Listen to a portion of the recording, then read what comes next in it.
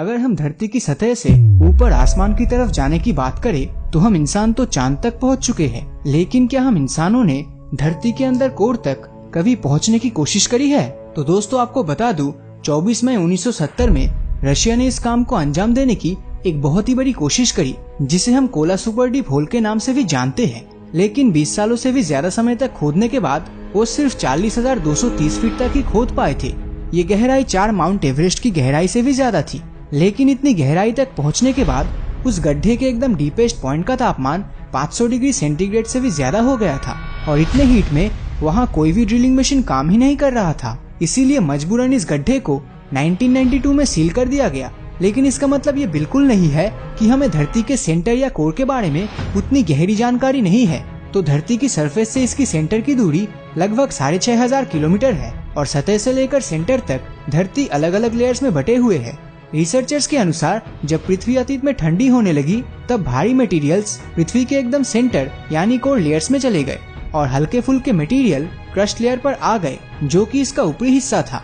इससे ये पता चलता है कि धरती के सभी लेयर्स अलग अलग प्रॉपर्टीज में बनी हुई है और अलग अलग कंडीशन में मौजूद है। इन सभी लेयर्स के बारे में ठीक से जानने के लिए चलिए पृथ्वी के अंदर जाते हैं। पृथ्वी के अंदर जाने के लिए हमें उस जगह से जर्नी शुरू करनी होगी जहाँ पे हम रहते हैं, यानी पृथ्वी का सबसे बाहरी लेयर, जिसे हम क्रस्ट के नाम से भी जानते हैं। ये लेयर खास करके चट्टान, पत्थर और मिट्टी जैसे लूज मटेरियल से बनी है। इस क्रस्ट का टेम्परेचर इसके अंदरूनी भागों में करीब 1000 डिग्री सेंटीग्रेड तक है। ये पृथ्वी के सभी लेयर्स में से सबसे पतली है, इसीलिए भूकंप आने पर यही क्रस्ट बहुत ही जल्दी ब्रेक हो जाता है। क्रस्ट महासागरों से लगभग 5 किलोमीटर की गहराई में और महाद्वीपों से लगभग 30 किलोमीटर की गहराई तक फैला हुआ है।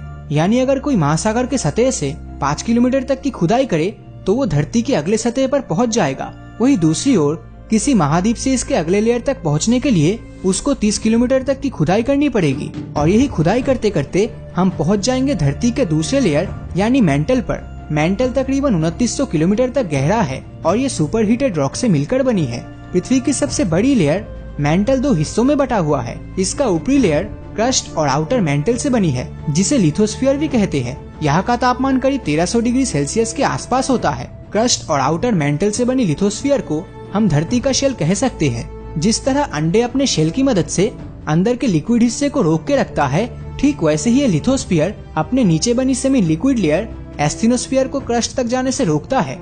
फिर भी कई बार लावा इस लिथोस्फीयर की खाली जगहों से ट्रेवल करके धरती के सरफेस तक पहुंचता है, जिससे कि वोल्केनिक इरप्शन होता है। एस्थिनोस्फीयर एक प्लास्टिक जैसी मटेरियल से बनी है, जिसकी प्रॉपर्टीज कुछ सिलिकॉन पॉलीमर की तरह है। इसी वजह से solid lithosphere semi molten asthenosphere के ऊपर हमेशा ही तैरता रहता है। मेंटल की ऊपरी लेयर लिथोस्फीयर और नीचे मौजूद एस्थेनोस्फीयर लेयर के बीच बहुत ही ज्यादा तापमान में डिफरेंस के कारण नीचे से ऊपर की तरफ हीट करंट्स उत्पन्न होता है, जो हीट को गर्म इनर मेंटल से ठंडी आउटर मेंटल तक ले जाती है। अब हम जाएंगे हमारी धरती के कोर भाग में।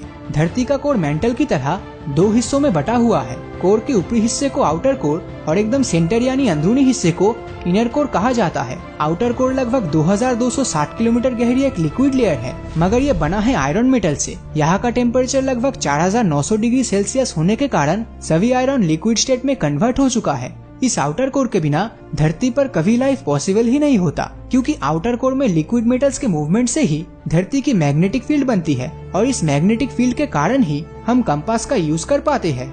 अब यहाँ से और नीचे जाते ही हम धरती के एकदम सेंटर में पहुँच जाएंगे, जिस हिस्से को इनर कोर कहा जाता है। 1200 किलोमीटर गहरी ये लेयर सॉलिड आयरन और निकल से मिलकर बनी होती है और यहाँ का तापमान 6500 डिग्री सेल्सियस से भी ज्यादा होता है। अब आपको लग सकता है इतना टेम्परेचर होने के बावजूद कैसे ये इनर कोर सॉलिड स्टेट में पृथ्वी के अंदर प्रेजेंट है।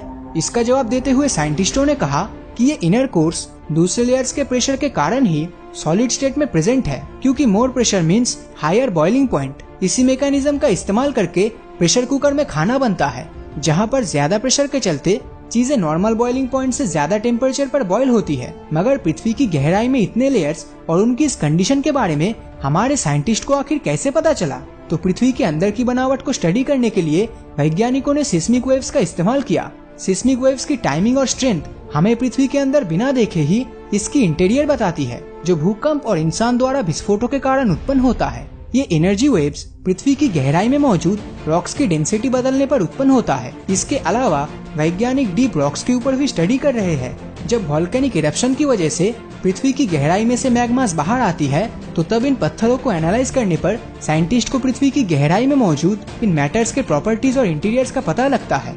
और इसी तरह इन सब इन्फॉर्मेशन को हम धरती के कोर तक ना पहुंचकर पता लगा चुके हैं। तो इसी के साथ ये वीडियो यहीं पे खत्म होता है। तो आज के लिए बस इतना ही। तो अगर ये वीडियो आपको अच्छा लगा हो तो इस वीडियो को लाइक और अपने दोस्तों के साथ शेयर करना मत भूलना। और अगर अभी तक आपने हमारे चैनल को सब्सक्राइब नहीं किया है तो सब्सक्राइब करके नोटिफिकेशन बेल को ऑन कर दीजिए, क्योंकि मैं ऐसी वीडियोस हर हफ्ते लाता रहता हूँ। तो मिलता हूँ आपसे अगले वीडियो में, और हमेशा की तरह थैंक्स फॉर वॉचिंग।